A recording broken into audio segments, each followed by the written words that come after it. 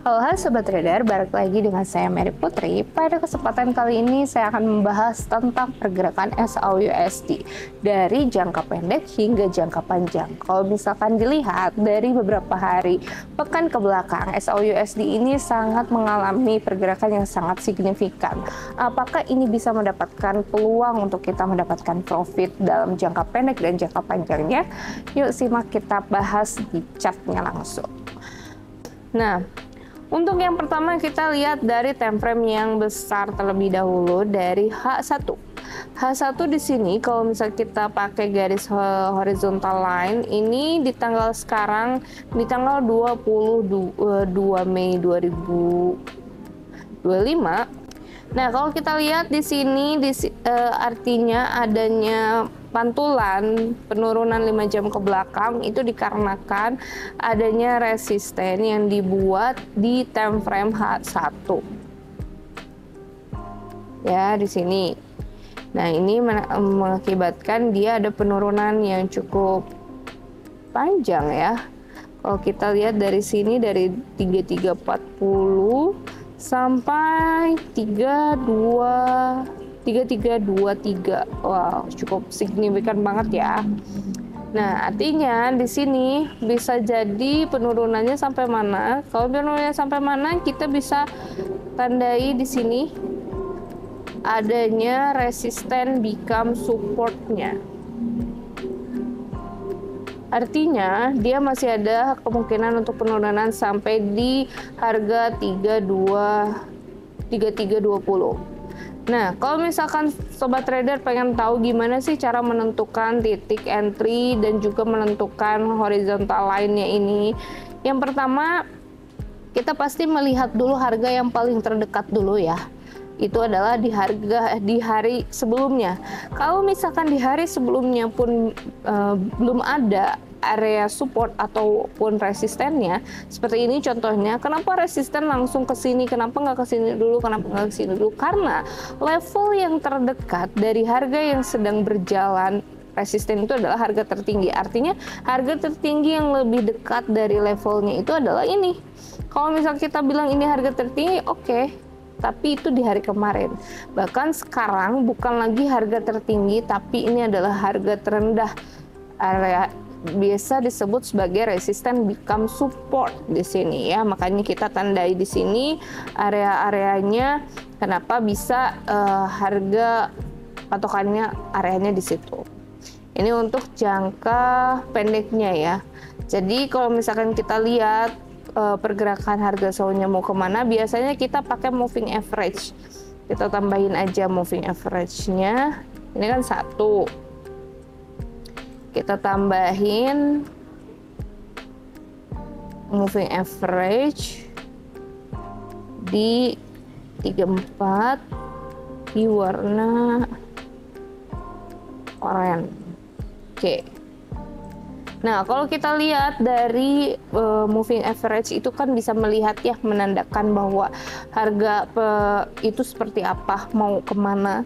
Itu bisa kita lihat dari garis moving average ini. Sebelumnya saya udah pernah menjelaskan di video saya sebelumnya yang berjudul MA Haram. Mungkin bisa dipelajari MA di situ. Tapi yang saya informasikan di sini adalah bukan MA-nya, tapi untuk apa sih MA ini tuh? Untuk kita bisa ngelihat tren arah harga tuh masih mau kemana. Kayak contoh seperti ini, 2 MA masih sangat berjauhan dan juga masih berjalan secara bersamaan. Artinya masih kuat banget untuk tren up ya di sini.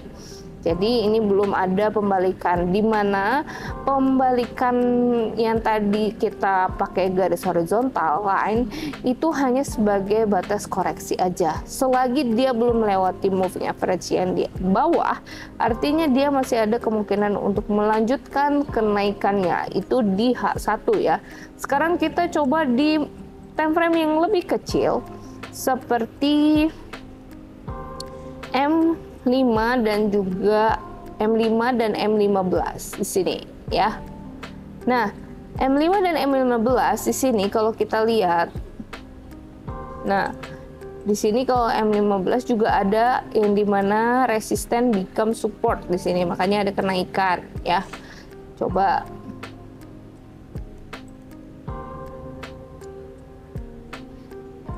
artinya kalau di sini kita bisa scalping ya. Scalping di sini. Nih, scalping di sini.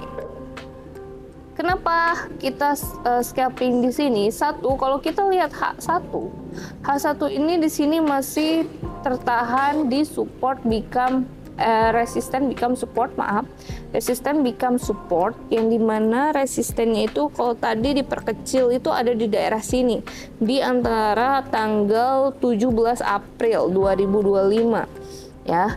Lalu setelah itu kita juga lihat ada moving average-nya di sini, moving average-nya yang masih menahan bahwa harga masih kuat untuk naik juga, dan moving average ini yang di atas ini juga bisa sebagai pantulan support resistennya. Kalau misalkan ada di atas berarti menjadi resistennya, kalau di bawah seperti ini bisa menjadi supportnya. Nah, kalau misalkan dibilang untuk M15 ini biasanya untuk konfirmasi untuk transaksi, dan targetnya di mana? Targetnya bisa mulai dari sini dulu aja. Nah, di sini kan kalau M15 kita lihat di sini M15 itu ada support become resistant. Kalau kita lihat ini ada di harga 335. Nih, kita tempelkan aja TP-nya di sini di 335. Nah, TP-nya di 335. Ini karena M15, jadi kita bisa mencapai disebutnya scalping ya dalam jangka pendeknya seperti apa. Itu bisa banget karena kalau misalkan kita lihat di sini juga untuk jangka panjangnya juga masih untuk naik ya. Nah, sekarang ada nggak sih jangka panjang jauhnya? Jauhnya juga sama menentukan support resisten juga, dan juga pakai MA juga sama. Kalau kita lihat H4 ya, H4 dan juga D1. H4 dan D1 juga sama, moving average juga masih sangat berjauhan dan juga belum menyilang ataupun mendekat. Artinya harga masih ada kekuatan untuk naik atau up ya.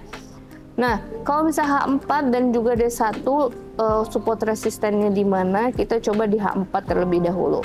Nah, artinya di sini tuh kalau misalkan kita lihat garis horizontal line di H1 ini ternyata area resistennya H4. Kenapa sangat merekomendasi ini belum dijadikan sebagai resisten? Karena ini belum terkonfirmasi, walaupun di sini ada respon untuk penurunan, tapi belum terkonfirmasi bahwa dia seller atau meneruskan penurunannya. Jadi bisa jadi resisten ini pun bisa ditembus dan melanjutkan perjalanannya sampai sini. Ini yang terlebih dahulu, yang lebih dekat itu sekitar di 3356. Lihatnya dari mana? Lihatnya dari harga pembalikan di sekitar tanggal 22 April atau 20, ini berapa ya? Kita coba pakai garis yang ini ya. Oh, ini di tanggal 23 April. 23 April kita bisa lihat di sini adanya pembalikan dari buyer ke seller. Nah, ini bisa dikatakan bahwa ini adalah resisten. Itu. Jadi bisa dimanfaatkan. Nah, lalu kalau misalkan kita lihat jangka panjangnya, apabila ini bisa tertembus, dia bisa melanjutkan perjalanannya bahkan lebih tinggi. Ya, lebih tingginya di mana setelah itu bisa ke sini. Lalu kalau misalkan lanjut lagi naik bisa ke sini.